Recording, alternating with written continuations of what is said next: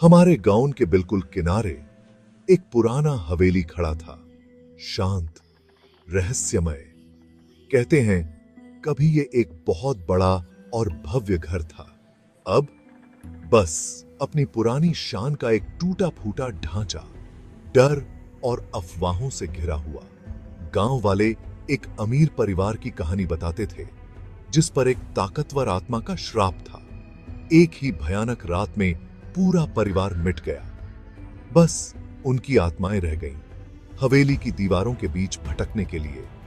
कोई भी उसके पास जाने की हिम्मत नहीं करता था, खासकर रात होने के बाद।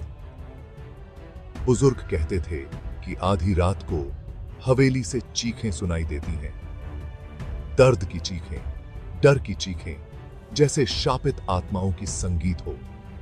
वो कहते थे कि वो चीखें उस परिवार की थीं जो हमेशा के लिए फंस गए थे, मदद के लिए चिल्ला रहे थे, मुक्ति के लिए। सूरज डूबने के बाद सबसे बहादुर इंसान भी उस रास्ते पर जाने से बचता था जो हवेली की ओर जाता था।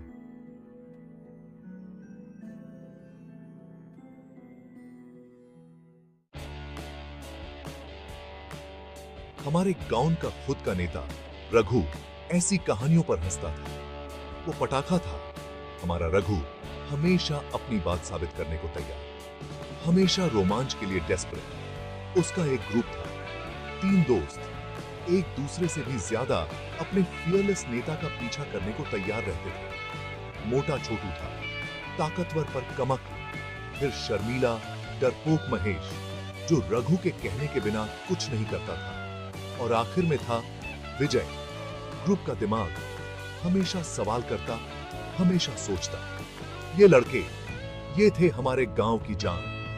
शरारत और हंसी से भरे हवेली की डरावनी कहानियों से बिल्कुल अलग। उन्होंने कहानियां सुनी, किंवदंतियां सुनी, चेतावनियां सुनी, लेकिन उनके दिल डर से अनछुए रहे। खासकर रघु, वो उस चीज पर यकीन करने से इनकार करता था जिसे वो देख नहीं सकता था, जिसे वो छू नहीं सकता था। भूत, क्या बकवास है। एक रात पूर्णिमा की चांदनी में लड़के हमारे अड्डे पर इकट्ठा हुए। गांव के किनारे एक विशाल बरगद का पेड़, हवा में आमों की खुशबू और झींगुरों की आवाज थी। भूतों की कहानी के लिए एकदम सही माहौल। अपने नाटकीय अंदाज के लिए जाने जाने वाले बुढ़े श्याम ने हवेली की कहानी सुनाई। उन्होंने परिवार के बारे में बताया, उनके लालच के बारे में, श्राप के बारे में, और उनकी आत्माओं के बारे में जो हमेशा के लिए हवेली की दीवारों के भीतर फंस गई। जैसे ही श्याम अपनी कहानी के अंत पर पहुंचे, हवा के अचानक झोंके ने बरगद के पेड़ की पत्तियों को हिला दिया, जिससे ऐसा लगा जैसे कोई रो रहा हो। रघु को छोड़कर सभी लड़के कांप गए। देखो, हवा भी उनके नाम की फुसफुसाहट कर रही है। ये तो बस हवा है श्याम जी, भूत जैसी कोई चीज होती ही नहीं है। इस बात पर बहस छिड़ गई, एक चुनौती बन गई। अंत में रघु ने बहादुरी दिखाते हुए घोषणा की, ठीक है, आज रात मैं आप सभी को साबित कर दूंगा। मैं हवेली के अंदर 1 घंटा बिताऊंगा, अकेले। आधी रात को डर और उत्साह से धड़कते दिलों के साथ लड़के हवेली के जंग लगे फाटकों के बाहर इकट्ठा हुए। पूर्णिमा की रोशनी उस जर्जर इमारत पर एक अजीब सी चमक बिखेर रही थी, जिससे परछाइयां खतरनाक रूप से नाच रही थीं। हवा में सड़ा और खामोशी की एक अजीब सी गंध थी, जो केवल झींगुरों की आवाज से टूट रही थी। ऐसा लग रहा था जैसे प्रकृति भी अपनी सांस रोककर इंतजार कर रही हो कि आगे क्या होने वाला है।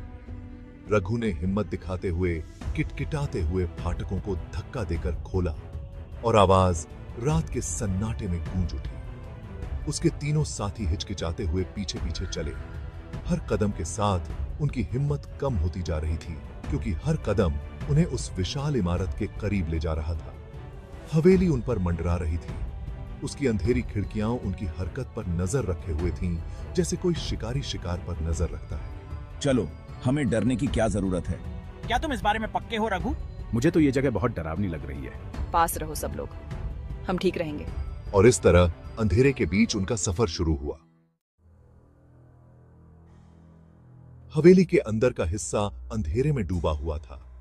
केवल टूटी हुई खिड़कियों से चांदनी की हल्की सी रोशनी आ रही थी। हवा धूल और सड़ा की गंध से भरी हुई थी, जो उन्हें हर सांस के साथ घुटन दे रही थी।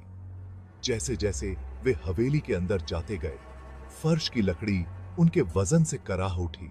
हर आवाज उस भयानक सन्नाटे में गूंज रही थी, जैसे कोई दर्द से कराह रहा हो। मोटे मोटे मकड़ियों के जाले उनके चेहरों से चिपक रहे थे, जैसे उन्हें रोकने की कोशिश कर रहे हों, उन्हें आगे आने वाले खतरों से आगाह कर रहे हों। हर कदम के साथ सन्नाटा और भारी होता गया, उन पर एक बोझ की तरह हावी होता गया। केवल उनकी धड़कनें और उनकी सांसें सुनाई दे रही थीं, जो उस सन्नाटे में और भी तेज लग रही थीं। अचानक हवेली में एक जोरदार आवाज गूंजी, जैसे कोई दरवाजा अपने आप खुल गया हो और एक अंधेरा खाली रास्ता दिखा रहा हो। अपने रास्ते में रुककर लड़कों ने खुले दरवाजे को देखा। उनका खून ठंडा पड़ गया, हवा भारी हो गई, एक अदृश्य ऊर्जा से भर गई, जिससे उनकी रीढ़ की हड्डी में सिहरन दौड़ गई। और फिर उन्होंने उसे देखा, एक क्षण भंगुर परछाई, अंधेरे में सफेद रंग की एक झलक दरवाजे से तेजी से गुजरी और उस कमरे में गायब हो गई। ये तो बस हवा होगी, हर चीज का एक तार्किक स्पष्टीकरण होता है। लेकिन उसकी आवाज में दृढ़ता की कमी थी। उसकी आंखें उस डर से फैली हुई थीं, जिसे वह छिपा नहीं सकता था। एक गहरी सांस लेते हुए उसने अपने साथियों को आगे बढ़ने के लिए कहा। चलो देखते हैं वहां क्या है। वे हिचकिचाते थे। उनकी प्रवृत्ति उन्हें वापस मुड़ने के लिए चीख रही थी, लेकिन चुनौती, अपनी हिम्मत साबित करने की जरूरत उनके डर से कहीं ज्यादा थी। जैसे ही वे कमरे में दाखिल हुए, एक पुरानी दम घोंटने वाली गंध उनके नथुनों से टकराई, जिससे वे उल्टी करने लगे। कमरा चांदनी से धुंधला से जगमगा रहा था, बिल्कुल अस्त व्यस्त था। फर्नीचर इधर उधर पड़ा था, हर तरफ मकड़ियों के जाले थे। और फिर उन्होंने उसे देखा। तुम कौन हो? यहाँ क्या कर रही हो? एक बूढ़ी औरत उनकी तरफ पीठ किए कोने में एक रॉकिंग कुर्सी पर बैठी थी। उसका कमजोर शरीर लयबद्ध रूप से हिल रहा था। वह एक उदास धुन गुनगुना रही थी, एक ऐसी धुन जिससे उनकी रीढ़ की हड्डी में ठंडक दौड़ गई। रघु ने हिम्मत जुटाते हुए आवाज दी। वह आकृति गुनगुनाना बंद कर देती है, लेकिन मुड़ती नहीं है। धीरे धीरे वह तेजी से हिलने लगती है। कुर्सी की चीख से सभी बंसार उस सन्नाटे में एक कर्कश आवाज पैदा कर रही थी, जिसने उन्हें घेर लिया था। और फिर वह मुड़ी। उसका चेहरा पीला और खोखला, एक भयानक मुस्कान में फैला हुआ था। मुस्कान की एक भयानक नकल। उसकी आंखें खोखली और काली, उन्हें घूर रही थीं, उनकी आत्मा को देख रही थीं। लेकिन जिस चीज ने उन्हें डरा दिया, वह थी खून चमकदार लाल। उसकी कलाई से धीरे धीरे टपक रहा था। उसकी सफेद साड़ी को दागदार कर रहा था। उसकी त्वचा के पीलेपन के बिल्कुल विपरीत उसने अपना हाथ उठाया, उन पर एक हड्डी वाली उंगली उठाई और एक रीढ़ की हड्डी को ठंडा करने वाली चीख निकाली। एक ऐसी चीख जो इतनी पीड़ा, इतनी निराशा से भरी थी कि उनकी रगों में खून जम गया। आमा। लड़के डर के मारे पागल केवल उस बूढ़ी औरत को घूर सकते थे, क्योंकि उसकी आकृति धुंधली हो गई थी। उसकी चीख कमरे में गूंज रही थी, उनकी समझ को खत्म कर रही थी। फिर जितनी जल्दी वह प्रकट हुई थी, उतनी ही जल्दी वह आकृति हवा में गायब हो गई। उसके पीछे केवल उसकी भयानक चीख की गूंज और सड़ा की दमनकारी गंध रह गई। इसके बाद जो सन्नाटा छा गया, वह बहरा कर देने वाला था, जो केवल भयभीत लड़कों की सांसों से टूट रहा था। रघु, जिसका चेहरा फीका पड़ गया था, उस कमरे में बेतहाशा इधर उधर देख रहा था। उसकी आंखें उस प्रेत की कोई निशानी ढूंढ रही थीं, लेकिन वहां कुछ भी नहीं था। कमरा खाली था। रॉकिंग कुर्सी अभी भी हल्के से हिल रही थी, जैसे कि उसे अभी अभी खाली किया गया हो। लड़कों को उनकी हिम्मत पूरी तरह से टूट चुकी थी। आगे किसी बात की जरूरत नहीं थी। वे मुड़े और उस कमरे से भाग गए। उनके दिल उनकी छाती में तेजी से धड़क रहे थे। उनके दिमाग अभी भी उस भयानक मुठभेड़ से घूम रहे थे। जैसे ही वे हवेली से भागे, उनके पैरों के नीचे फर्श की लकड़ी अशुभ रूप से चरमरा रही थी। वे उस बूढ़ी औरत की हंसी को अपने पीछे गूंजते हुए सुन सकते थे। ऐसा लग रहा था जैसे वह दीवारों से ही आ रही हो, उनके डर का मजाक उड़ा रही हो। हमें यहाँ से निकलना होगा। पीछे मत देखो, बस भागो। ठोकर खाते हुए और गिरते हुए वे आखिरकार हवेली से बाहर ठंडी रात की हवा में निकल आए। हांफते हुए चांद, जो कभी सुंदरता का स्रोत था, अब उन पर मुस्कुराता हुआ प्रतीत हो रहा था।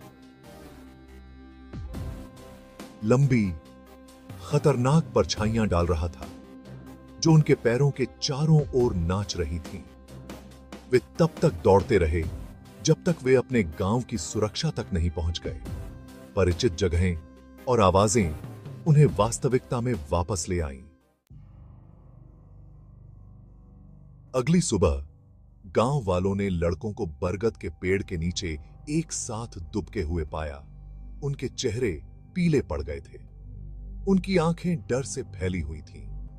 वे एक भूतिया औरत, एक खून बहती कलाई और एक भयानक मुस्कान के बारे में समझ से बाहर बबरा रहे थे। उन्होंने अपनी कहानी बताई, एक ऐसी कहानी जो डर और अविश्वास के मिश्रण से मिली थी। उनकी कहानी की पुष्टि करने के लिए हवेली में जाने की हिम्मत किसी ने नहीं की। हवेली वैसी ही रही, उस आतंक का एक मूक प्रमाण जो उसके भीतर था। लेकिन वह अंत नहीं था उस दिन से। गांव वालों ने आधी रात को हवेली से नई चीखें सुनाई देने का दावा किया। न केवल परिवार के पीड़ादायक रोने की आवाज, बल्कि रघु और उसके दोस्तों की भयभीत चीखें भी रात के सन्नाटे में हमेशा के लिए गूंजती रहती हैं। उस रात की एक भयानक याद दिलाती हैं जब उनका सामना अलौकिक शक्ति से हुआ था। हवेली ने नई आत्माओं का दावा किया था। उनकी हंसी और शरारत हमेशा के लिए शांत हो गई थी। उनके युवा उत्साह को एक शाश्वत खामोश आतंक से बदल दिया गया था।